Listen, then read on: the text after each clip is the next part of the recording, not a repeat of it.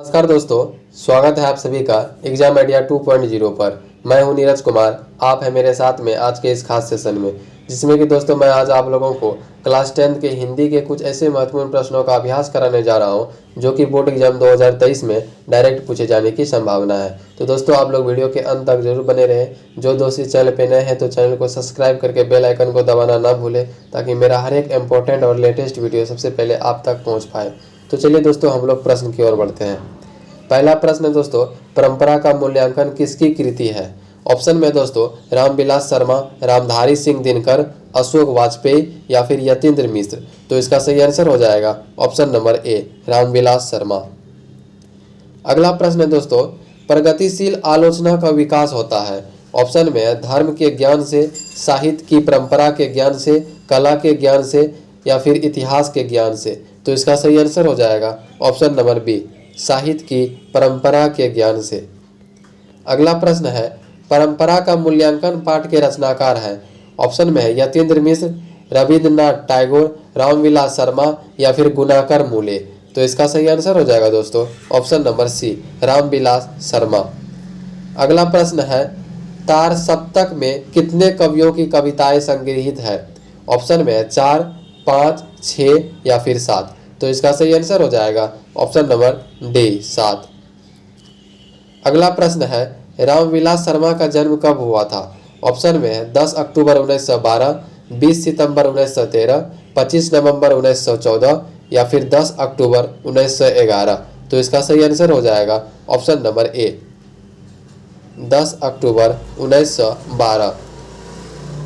अगला प्रश्न है, साहित्य की परंपरा का पूर्ण ज्ञान किस व्यवस्था में संभव है? ऑप्शन में पूंजीवादी व्यवस्था में, जातिवादी व्यवस्था में, समाजवादी व्यवस्था में या फिर भौतिकवादी व्यवस्था में। तो इसका सही आंसर हो जाएगा ऑप्शन नंबर सी, समाजवादी व्यवस्था में। अगला प्रश्न है दोस्तों, रामविलास शर्मा ने बीए कब किए?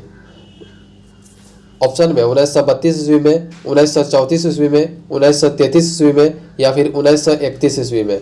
तो इसका सही आंसर हो जाएगा ऑप्शन नंबर ए, 1932 ईस्वी में। अगला प्रश्न है, साहित्य सापेक्ष रूप में क्या होता है? ऑप्शन में पराधीन, जड़, परतंत्र या फिर स्वाधीन। तो इसका सही आंसर हो जाएगा ऑप्शन नंबर डी, स्वाधीन। अगला प्रश्न है दोस्तों, वायरन किस भाषा के कवि है? ऑप्शन में हिंदी, संस्कृत, अंग्रेजी या फिर फ्रेंच। तो इसका सही आंसर हो जाएगा ऑप्शन नंबर सी, अंग्रेजी। अगला प्रश्न है, साहित्य में विकास प्रक्रिया किस तरह संपन्न होती है?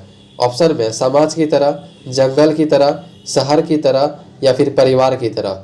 तो इसका सही आंसर हो जाएगा ऑप्शन नंबर ए, समाज की तरह। अगला प्रश्न है, निराला की साहित्य साधना किनकी कृति है? ऑप्शन में दूधनाथ सिंह की, रघुवीर सहाय की, रामविलास शर्मा की या फिर मुक्ति बोध की।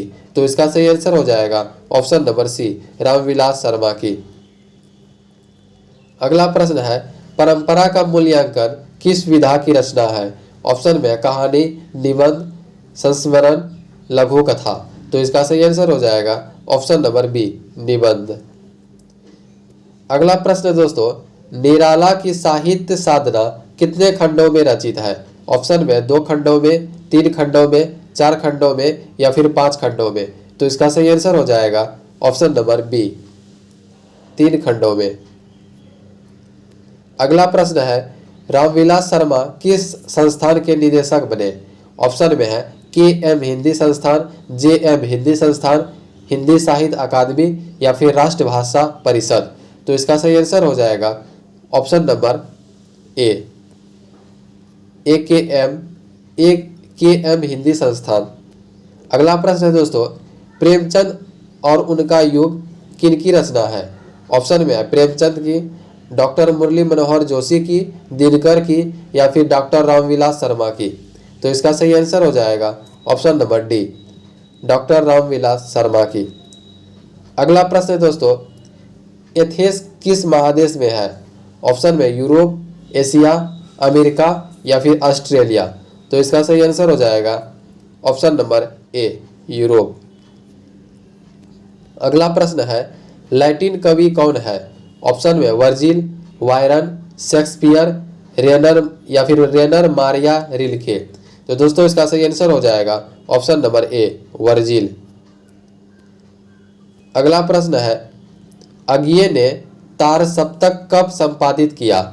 ऑप्शन में 1941 ईस्वी में, 1943 ईस्वी में, 1945 ईस्वी में या फिर 1947 ईस्वी में। तो दोस्तों इसका सही आंसर हो जाएगा ऑप्शन नंबर बी, 1943 ईस्वी में। अगला प्रश्न है, रामविलास शर्मा ने बीए किस विश्वविद्यालय से किया? ऑप्शन में दिल्ली विश्वविद्यालय से, लखनऊ विश्वविद्यालय से, प्रयाग विश्वविद्यालय से या फिर पटना विश्वविद्यालय से। तो इसका सही आंसर हो जाएगा ऑप्शन नंबर बी, लखनऊ विश्वविद्यालय से। अगला प्रश्न है दोस्तों, रामविलास शर्मा ने लखनऊ विश्वविद्यालय के किस विभाग में अध्यापन कार्य किया था? ऑप्शन में संस्कृत, हिंदी, इतिहास या फिर अंग्रेजी। तो इसका सही आंसर हो जाएगा ऑप्शन नंबर डी, अंग्रेजी। अगला प्रश्न है, निराला की साहित्य साधना के रचनाकार हैं? ऑप्शन में है रामधारी सिंह दिनकर, शिव पूजन सहाय, अशोक वाजपेयी या फिर रामविलास शर्मा। तो दोस्तों इसका सही आंसर हो जाएगा option number D, Ramvilas Sharma. अगला प्रश्न है, किन लोगों के लिए साहित्य की परंपरा का ज्ञान सबसे आवश्यक है? ऑप्शन में है जो लकीर के फकीर हैं, जो रूढ़िवादी हैं, जो साहित्य में युग परिवर्तन करना चाहते हैं या फिर जो साहित्यकार बनना चाहते हैं। तो इसका सही आंसर हो जाएगा ऑप्शन नंबर सी, जो साहित्य में युग परिवर्तन करना चाहते हैं। अगला प्रश्न है दोस्तों, साहित्य सापेक्ष रूप में होता है? ऑप्शन में है पराधीन, स्वाधीन, कालाधीन या फिर राज्याधीन। तो इसका सही आंसर हो जाएगा ऑप्शन नंबर बी, स्वाधीन। अगला प्रश्न है, साहित्य के निर्माण में किनकी भूमिका निर्णायक है? ऑप्शन में प्रतिभाशाली मनुष्यों की, भाग्यवादी मनुष्यों की, परिश्रमी मनुष्यों की या फिर पूंजीपति मनुष्यों की। तो दोस्तों इसका सही आंसर हो जाएगा ऑप्शन नंबर ए, प्रतिभाशाली मनुष्यों की। अगला प्रश्न है, अविच्छिन्न का शाब्दिक अर्थ है? ऑप्शन में खंडित, अटूट, प्रवाहित या फिर ठहराव। तो इसका सही आंसर हो जाएगा ऑप्शन नंबर बी, अटूट। अगला प्रश्न है, कौन सा ऐसा गुलाम देश था जिसकी सभ्यता ने सारे यूरोप को प्रभावित किया? ऑप्शन में है भारत, अमेरिका, दक्षिण अफ्रीका या फिर एथेंस। तो इसका सही आंसर हो जाएगा ऑप्शन नंबर डी, एथेंस। अगला प्रश्न है, आदिम का अर्थ है? ऑप्शन में है आदमी, अति प्राचीन, अर्वाचीन या फिर वनमानुष। तो दोस्तों इसका सही आंसर हो जाएगा ऑप्शन नंबर बी, अति प्राचीन। अगला प्रश्न है, किस वर्ष की क्रांति के बाद रूसी और गैर रूसी जातियों के आपसी में बहुत बड़ा परिवर्तन हुआ? ऑप्शन में है 1915 की क्रांति, 1916 की क्रांति, 1917 की क्रांति या फिर 1918 की क्रांति।